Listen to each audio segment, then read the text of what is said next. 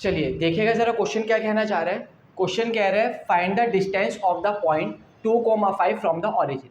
देखिएगा एक important concept भी है और साथ साथ एक क्वेश्चन भी है। क्वेश्चन को ही कंसेप्ट बनाकर मैंने यहाँ पर पूछ लिया आपसे। उसने कहा यहाँ पर कि आपको क्या बताना है, डिस्टेंस बताना है इस पॉइंट का और कहाँ से बताना है, ऑरिजिन से बताना है। यानी कि कहने का मतलब क्या होगा ज़रा समझना। मान लेता हूँ ये मेरा कार्टेशियन प्लेन है, ये एक्स एक्सिस है, ये वाई एक्सिस है और ये मेरा है ऑरिजिन। आपको पता है इस पॉइंट का एक्स कोऑर्डिनेट भी पॉजिटिव है और वाई कोऑर्डिनेट भी क्या दिया हुआ है, पॉजिटिव दिया हुआ है। इसका मतलब ये पॉइंट हमारा जो लाई करेगा ये हमेशा कहाँ करेगा, पहले क्वाड्रेंट में करेगा। तो देखिए मैंने पॉइंट बना दिया, इसका नाम फॉर एग्जांपल पी रख दिया और ये दिया हुआ है 2,5 और कह रहा है इसकी डिस्टेंस कहाँ से बतानी है, आपको ऑरिजिन से बतानी है। अब आपको याद आ रहा होगा मैंने पहले भी कार्टेशियन प्लेन वगैरह के बारे में इससे पहले वीडियो में जब बहुत अच्छी तरह एक्सप्लेन किया था, तब मैंने आपको बताया था कि ऑरिजिन के जो कोऑर्डिनेट्स रहते हैं वो हमेशा क्या रहते हैं, 0,0, क्योंकि ये पॉइंट ना तो एक्स एक्सिस पर चला होता है और ना ही वाई एक्सिस पर कुछ चला होता है, तो इसके कोऑर्डिनेट्स हमारा क्या बनते हैं, 0,0 बनते हैं। तो ध्यान रखिएगा, अगर मुझे यहाँ पर ओपी डिस्टेंस निकालनी है, जो कि उसने पूछा भी था कि distance of the point from the origin, यानी कि ओपी डिस्टेंस, अगर ओपी निकालनी है तो वही अपना फॉर्मूला कौन सा, डिस्टेंस फॉर्मूला लगाएंगे और क्या बनेगा, under root of x2 minus x1 का स्क्वायर यानी कि 2 माइनस 0 का स्क्वायर, y2 माइनस y1 का स्क्वायर यानी कि 5 माइनस 0 का स्क्वायर। तो ये निकल कर आ गया अंडर रूट के अंदर 2 माइनस 0 यानी कि 2 का स्क्वायर, 5 माइनस 0 यानी कि 5 का स्क्वायर। तो 2 का स्क्वायर हमें पता है 4 होता है और 5 का स्क्वायर कितना पता है हमें, 25। तो 25 और 4 कितना बन गया, 29, और यहाँ पर यूनिट लगाना मत भूलिएगा।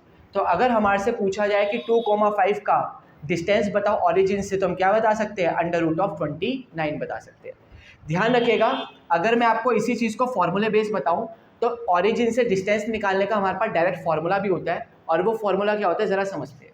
ध्यान रखना, किसी की भी डिस्टेंस आपको निकालनी है ऑरिजिन से तो उसका डायरेक्टली हमारे पास फार्मूला बनता है under root of x square plus का वाई स्क्वायर।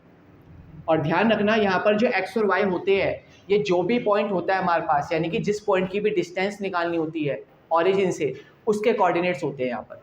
मतलब क्या हुआ समझिएगा, मान लेते हैं ये मेरी एक्स एक्सिस है, ये मेरी वाई एक्सिस है और ये मेरा ऑरिजिन है जिसके कोऑर्डिनेट 0,0 है, और ये मेरा क्या है, पॉइंट है जिसके कोऑर्डिनेट्स x, y है।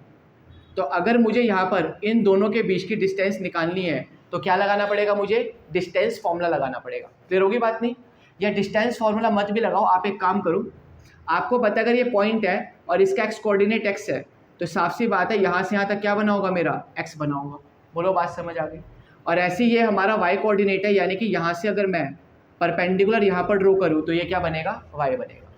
यानी कि यहाँ से यहाँ तक की डिस्टेंस मेरी कितनी है, एक्स है, यहाँ से यहाँ तक की डिस्टेंस मेरी कितनी दी हुई है, वाई दी हुई है। बोलो बात समझ आ रही है कि नहीं।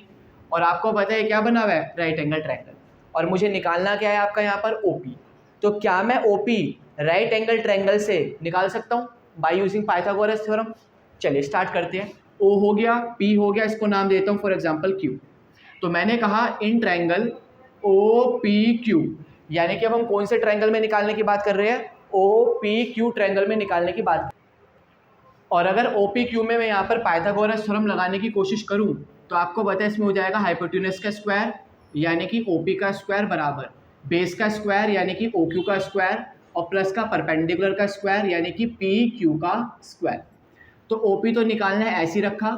ओ क्यू को क्या मैं आपके कहने से एक्स लिख सकता हूँ, हमें पता है ओ से लेकर क्यू तक की डिस्टेंस कितनी है, एक्स, तो ये बन जाएगा एक्स का स्क्वायर।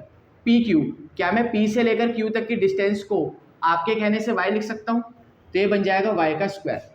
यानी कि निकल कर आ गया ओ पी का स्क्वायर बराबर एक्स स्क्वायर प्लस का वाई स्क्वायर। यानी कि अगर मैं यहाँ पर ओ पी निकालने की बात करूँ तो ये बन जाएगा अंडर रूट में एक्स स्क्वायर प्लस का क्या, वाई का स्क्वायर। बोलो यहाँ तक बात समझ आई कि नहीं आई।